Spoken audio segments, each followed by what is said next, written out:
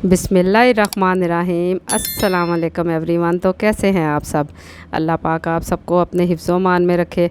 आज मैं आपके साथ जो रेसिपी शेयर करने लगी हूँ वो है मटन और कद्दू की रेसिपी, जो कि खाने में बेहद मज़ेदार होती है और पकाने का भी इसको बहुत ज़्यादा मज़ा आता है। पकाने का इसलिए मज़ा आता है कि जो मैं जिस तरीके से मैं बनाती हूँ, ये इंशाल्लाह आप भी इस तरीके से बनाएंगे तो आपको भी बड़ा मज़ा आएगा। झटपट तरीके से मैं आपको बनाना सिखाऊंगी, ना तो इसमें ज़्यादा टाइम लगेगा और ना इसमें ज़्यादा मसाले ऐड होंगे, लेकिन टेस्ट इसका बेहद कमाल का होगा। अक्सर हमारे बच्चे कद्दू से दूर भागते हैं, तो ये जो रेसिपी मैं बनाने लगी इस तरीके से आप कद्दू बनाएंगे, पहले तो पता ही नहीं चलेगा बच्चों को कि इसमें कद्दू शामिल किया मैंने। तो इंशाल्लाह ताला फिर रेसिपी का आगाज़ करते हैं। यहाँ पे मैंने कुकिंग ऑयल हस्बे ज़रूरत डाल दिया है। 2 दरमियाने साइज़ के मैंने प्याज ले लिए हैं, तो इसको जैसा मर्ज़ी आप काट लें, क्योंकि हमने तो इसको लगा देना है वेट, इसलिए कटिंग की कोई टेंशन नहीं है कि बहुत इसको प्यारी कटिंग करने की ज़रूरत है। जैसा मर्ज़ी आपको पसंद है, मोटा मोटा काट लें, रफली सा चॉप कर लें। तो इसमें मैंने लहसुन और जो अदरक है उसकी पेस्ट का भी इस्तेमाल नहीं करना है। लहसुन जो है वो भी मैं इसी तरह छील के इसमें शामिल करती हूँ। मेरी यही कोशिश होती है गर्मियों में आसान तरीके से मैं रेसिपीज़ बना सकूँ। ये लहसुन पूरी एक मैंने गट्ठी ले ली थी और इसकी सारी कलियां मैंने छील ली हैं। ये भी देख सकते हैं मैंने इसको पीसा नहीं है, बिल्कुल साबुत डाल दिया है, क्योंकि जब हमने वेट लगाना है तो इसने खुद ऑटोमेटिकली पीस जाना है। इसको मैंने बिल्कुल जो है ना पिंक नहीं करना ज़्यादा सारा, बस दरमियाना सा जब हो जाए कलर इसका चेंज। तो इसमें मैंने अदरक भी काट के डाली है, क्योंकि ये मटन है तो इसमें ये बहुत ज़्यादा अदरक का टेस्ट इसमें ज़ुबान मुंह में जब आता है ना, दबाते क्रंची क्रंची सा अच्छा लगता है। आधा किलो के करीब यहाँ पे मैंने हड्डी और जो बोटी है दोनों मिक्स ली हैं, क्योंकि ये कद्दू में हड्डी का टेस्ट बहुत ज़्यादा जूसी सा बन जाता है, उससे बहुत मज़ा आता है खाने का। तो माशाल्लाह से ये आप देख सकते हैं मैंने अच्छी तरह इसको धो लिया है और नीचे तक इसका पानी जो है ना वो नहीं डालना, क्योंकि इससे हाँ तबीयत ख़राब होती है। अच्छी तरह इसको वाश किया करें।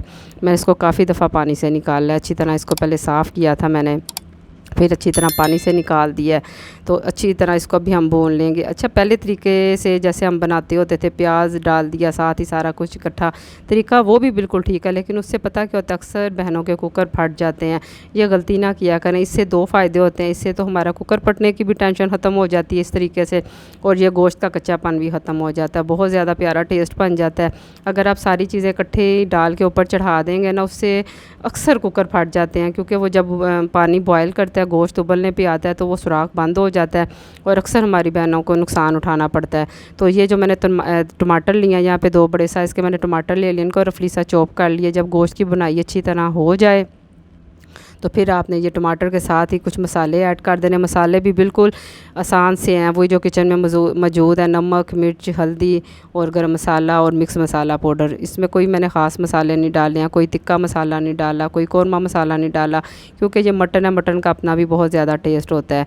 जब इसकी अच्छी तरह बुनाई हो जाए तो मैंने 2 गिलास इसमें पानी डाल दिया है। तो इसको भी हम 10 से 12 मिनट का वेट लगा देंगे, ताकि गोश्त हमारा अच्छी तरह गल जाए। मटन है, मटन ज़्यादा टाइम नहीं लेता, और अगर ये बीफ होता है तो बीफ को तकरीबन 20 से 22 मिनट मैं वेट लगाती हूँ। तो ये मटन है, मटन को 10 मिनट ही वेट काफ़ी होता है। तो ये मैंने इसको वेट लगा दिया है। तो जब तक मैं इसको वेट चल रहा है तब तक मैंने कहा कद्दू भी साथ छील लिया जाए। कद्दू मैंने सिर्फ यहाँ पे एक लिया, ये लौकी भी है, कद्दू जो भी आप कहते हैं।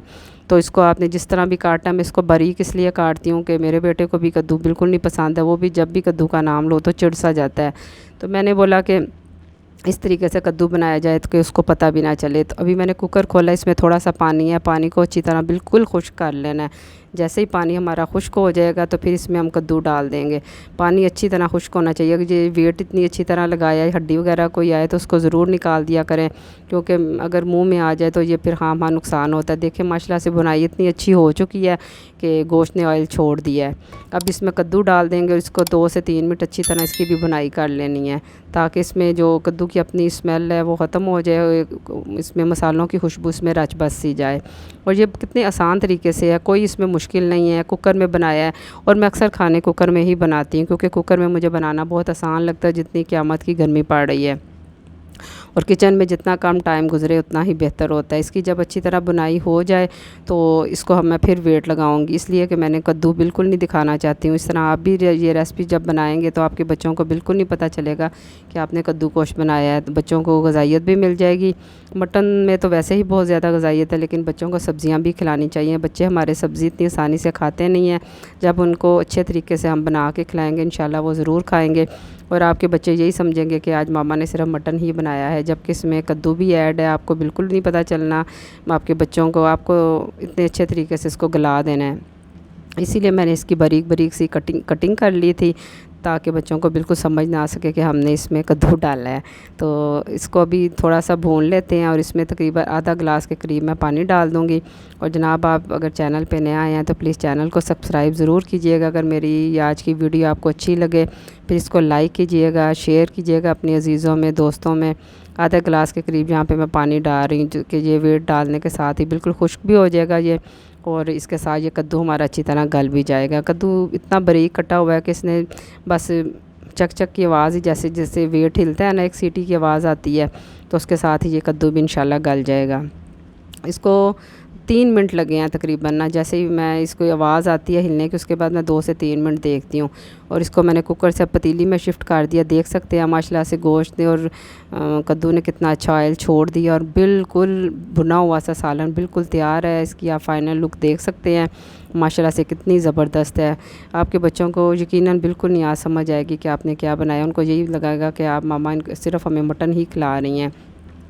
तो आप लोगों से फिर रिक्वेस्ट है कि मेरे चैनल को प्लीज़ सब्सक्राइब ज़रूर कीजिएगा और वीडियो को लाइक किया करें। अगर आपको अच्छी लगी है तो फिर प्यारा सा कमेंट कीजिएगा और बताइएगा कि मैंने जो आज आपके साथ रेसिपी शेयर किया आपको कैसी लगी है।